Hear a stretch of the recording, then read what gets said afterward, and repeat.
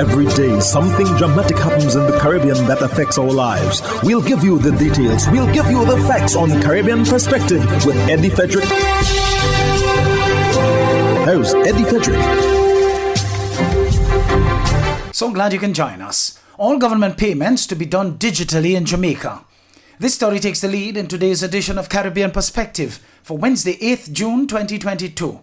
Details when we return. Hubbard's Multi-Department Mount Gay and Hubbard's Tire Bay, located at the Building Supplies Compound in Grand Anse, are reminding the motoring public that another round for licensing and inspection has begun. Just arrived on new shipments of quality furrowed and torque tires to fit all makes and models of vehicles at competitive pricing. Shop early to avoid the hassle of long lines. WhatsApp them on 473-405-5482. Hubbard's, quality service, affordable prices.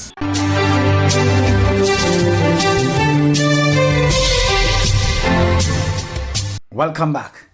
Prime Minister Andrew Holness of Jamaica says all government payments will eventually be done digitally through the National Identification System NIDS. TVJ News has more. These include social support to vulnerable groups during times of crisis. Mr. Holness was speaking on Friday at the signing of an MOU with deposit-taking institutions for NIDS identity verification and authentication services. Wrap up this point about how are we going to respond to the crisis. This is part of it. This is important in establishing a seamless, robust, integrous, and efficient national identification system. We're moving ahead in parallel with the system of digital transfer through the central bank, the digital central bank currency, so that eventually all our payments, all our social support payments, our path payments and so forth, and eventually salaries from public sectors will be going through our digital system. Mr. Holness argues that citizens who continue to criticize the NIDS are bent on destroying the country. He's urging all Jamaicans to give the identification system a chance. So for those people whose vested interest is never to see this happen, please give it a chance. Stop spreading the false rumors and confusing our Jamaican people and keeping us behind. Finance Minister Nigel Clark declares that our future is bright in Jamaica as he speaks with students of a prep school. He gave them this advice. You are our future. Our future is bright. Yeah? Keep interested in things around you, not just in yourself, but in what's happening around you. Read as much as you can. That's the best advice I can give you. Read everything that you come across, right? Read. Have an insatiable appetite for knowledge and for information. And develop from an early age the faculty to reason. Police to enforce Noise Abatement Act in the New Kingston area. TVJ News shares some details on this report. Curfew's gone and parties are back, but an old problem, night noise. Commanding officer for the St. Andrew Central Division, SSP Marlon Nesbeth, says he's received numerous complaints about noise in the New Kingston area and its environs. And this has come to a head in recent times where it continues despite some efforts to lock off, to tone down music, noise levels. But I think it has reached a stage where residents complaining particularly are fed up with what is still existing, and we have decided that enough is enough on their behalf. That is even to the extent that elected officials have been spoken to by the residents, the Commissioner of Police himself, and generally the local police also. So we have an appreciation of what they are feeling. Not for the first time, the police are insisting that they will be enforcing the Noise Abatement Act. But certainly we have certain watchdog groups to include our own police control system that will reach out to us to quickly address the concerns as they arise. And we'll be deploying police officers to effectively do that. And we have the resources around to be able to. And that also includes vehicles that are illegally parked, blocking up some residents' gates in some instances. Over the years, residents of New Kingston have been complaining about the increased commercialization of the area. Some people have been granted permission to use their properties for commercial purposes, but here's the problem. What is happening in New Kingston, however, is that Permission has been granted and changes of use have been granted. However, permits have not been given for the hosting of events. So there are locations that are restaurants, approved as lounges, approved as bars, which means that there's the expectation of low background music. However, some of them have been converted to venues that are used for events. This is causing a problem amongst the citizens of New Kingston and its environs. In the meantime, proprietor of Janga's Sound Bar and Grill, Ron Young, says the key is balance. So our commitment is to meet with all of the bar owners in the area so that we can come together and ensure that as a group, we abide by the Noise Abatement Act and ensure that more importantly, ensure that our neighbors are comfortable. We want to be able to operate our business, but we want our neighbors to be able to sleep at night, so that's what we're trying to do. We're getting new sound equipment to ensure that we stop any extra noise or noise bleeding, as I call it, to neighbors and so on. So it's directional speakers that can help to contain the noise within the venue. You're listening to Caribbean Perspective with Eddie Frederick.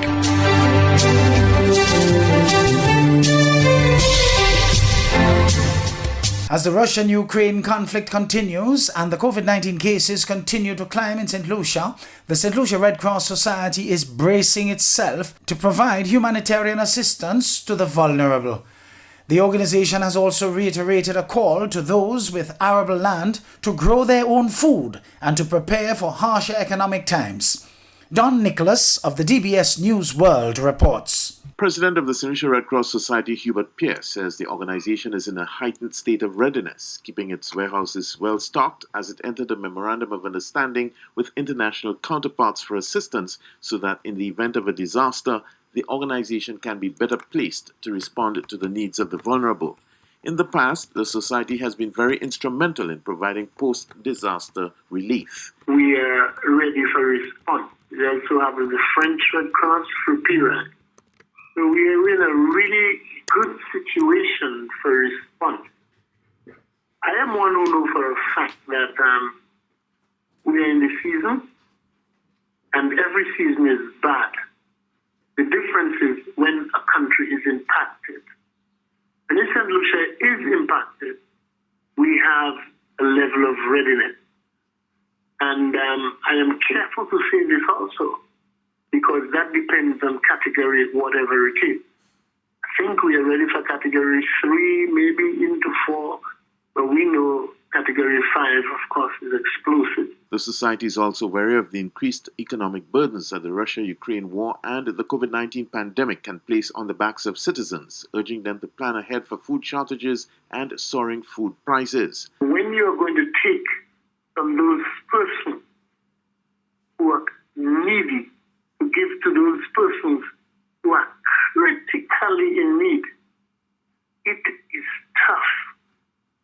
The ways ahead, the way before us, it is a tough road, and please do whatever preparation you can do. My advice, if you have a little plot of land, plant something on it.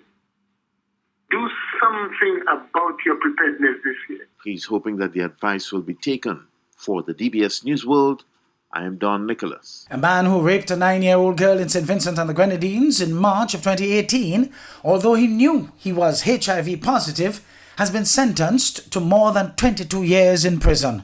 Tamika Rodney of HGP Nightly News reports. Justice Brian Cottle imposed a 22 years and 10 months jail term on 46-year-old Lavia after a jury on May 6 returned unanimously guilty verdicts on 1 count of unlawful sexual intercourse and 2 counts of indecent assault of the child. The judge sentenced Lavia to 2 years and 4 months in each count of the indecent assault charges, but ordered that they run concurrent to the longer sentence. The High Court heard that on March 7, 2018, the child was molested by Lavia over a 2-day period and threatened her not to tell anyone. But she informed her father and her class teacher, who then reported the matter to the principal and the police.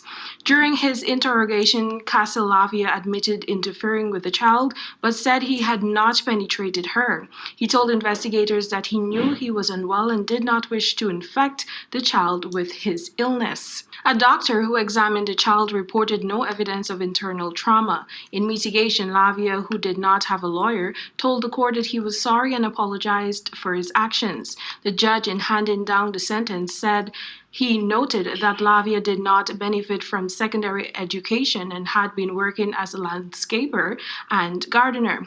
He said unlawful sexual intercourse with a girl under the age of 13 carries a maximum penalty of life imprisonment, and that the crime committed on a 9-year-old child is Category 1, or exceptional offense. The Biden administration in the U.S. has made a final decision to exclude Cuba and Venezuela from the Summit of the Americas. People familiar with the matter said despite threats from Mexico's president to skip the gathering unless all countries in the Western Hemisphere were invited.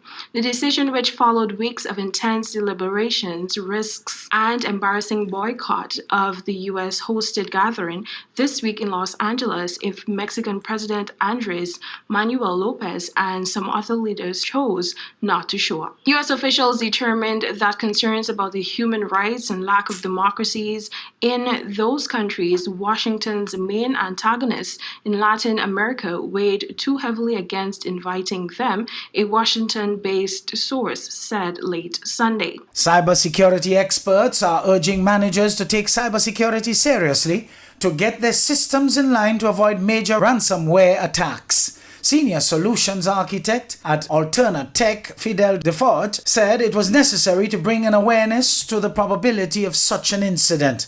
Defort, who was speaking during Barbados Cybersecurity and Ransomware Summit at the Hilton Barbados Resort, said very little was being done in that regard. What occupies our attention is that a typical man on the street is very much unaware about his or her personal data is being taken care of, whether it's passport, driver's license, anything of identity. Most people, to them, identity theft is, your wallet gets stolen and goes to your credit card. But it's beyond that. Today we're in a connected world. So government, everything, all your private information is connected. And then this is being sold on the dark web. With the typical guy in the street being completely unaware. And that's a big concern for us. I've also had my identity stolen. So I, from a personal standpoint, became more aware and risk averse towards these things that are happening out there. And we realize that our systems are in these businesses, and the systems has critical data. So we need to we can't sit back and relax. We need to always stay on the edge and show that how are we protecting that data? How are we elevating it every day as these technology risks increase? Hubbard's Motor Department Mount Gay and Hubbard's Tire Bay, located at the Building Supplies compound in Grand Anse, are reminding the motoring public that another round for licensing and inspection has begun. Just arrived on new shipments of quality furrowed and torque tires to fit all makes and models of vehicles at competitive pricing. Shop early to avoid the hassle of long lines. WhatsApp them on 473-405-5482. Hubbard's, quality service, affordable prices.